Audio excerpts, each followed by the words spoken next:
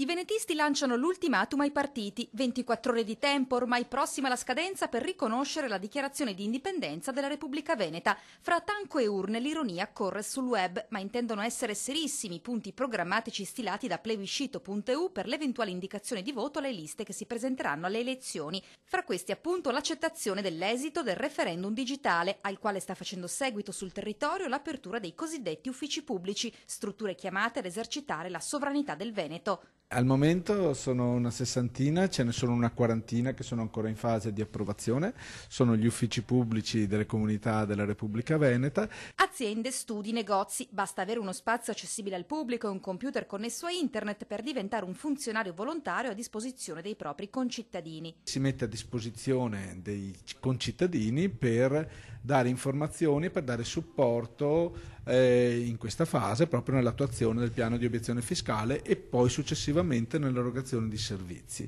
A Loreggia, nel Padovano, hanno deciso di fare le cose in grande. Durante una cerimonia verrà ufficializzato il patto confederale tra la magnifica comunità del cantone Centro Veneto Campo San Pierese e la Serenissima Repubblica. Qui invece siamo in uno studio professionale di Treviso che si è reso disponibile. Salve, sono Simone Di Loria, Treviso. Purtroppo ieri non sono riuscito a essere in quel di Vicenza per la manifestazione.